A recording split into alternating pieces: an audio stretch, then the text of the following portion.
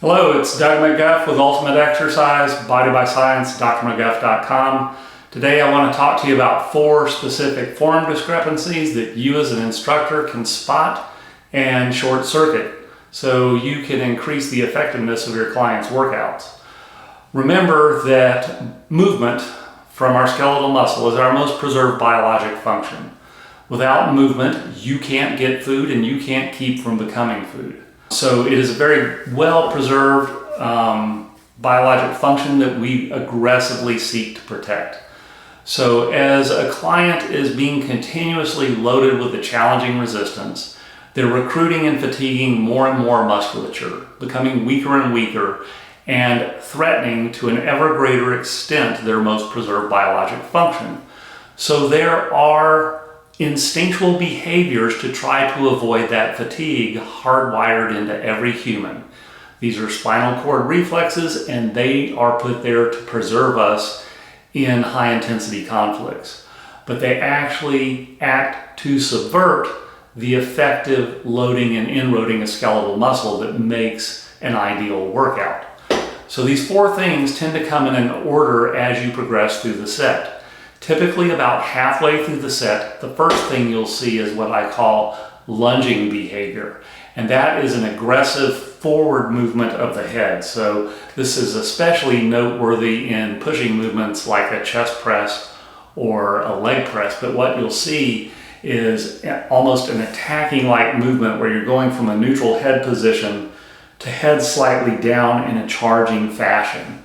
So that's the first thing that'll manifest, and it'll be about halfway through the set. If the fatigue continues, the next behavior that manifests itself is what I call vertical avoidance. And what this is a throwing back of the head in the vertical plane.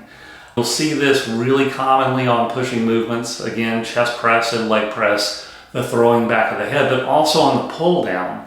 A lot of times this will be disguised as looking up at the pulley or the movement arm as you're doing the pull down, but really it is this avoidant reflex. The next that occurs about 75% of the way through a set is what I call lateral avoidance.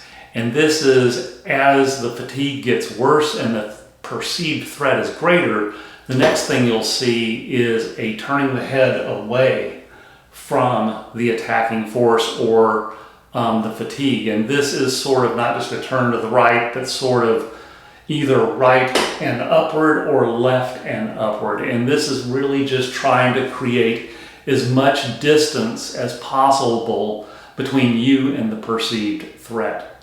And then finally, somewhere between 85 and all the way to failure, you'll start to see what I call the panic unloading reflex. And what that is a side-to-side rocking motion.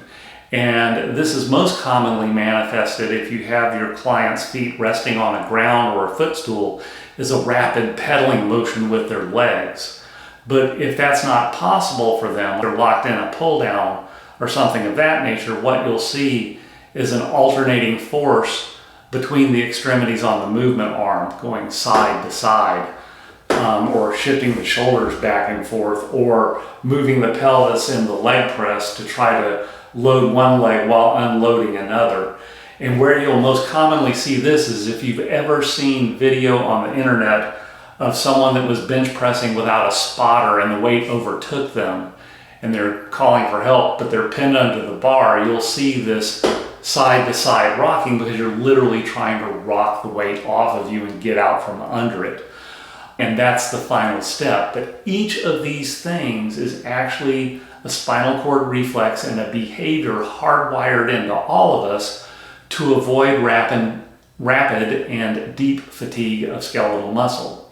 So you as an instructor, knowing when these occur and in what order, can anticipate them coming and instruct verbally the client so that they do not perform these discrepancies. Make them maintain a neutral head position. You're avoiding Valsalva. Don't look up. Don't look to the side. Don't rock back and forth. But do it in an anticipatory fashion so that you cut off the behavior before it occurs. When you do that, The muscular loading will be more continuous. The inroading will be more rapid and deeper, and the amount of mechanical workload done in the course of the set will actually be smaller and easier to recover from. So what you get in the end is greater safety, a better stimulus, and less to recover from. And that is a definite win for you and the client. So for Dr. McGuff, Body by Science, drmcguff.com, you guys go out in the real world and do some dope shit.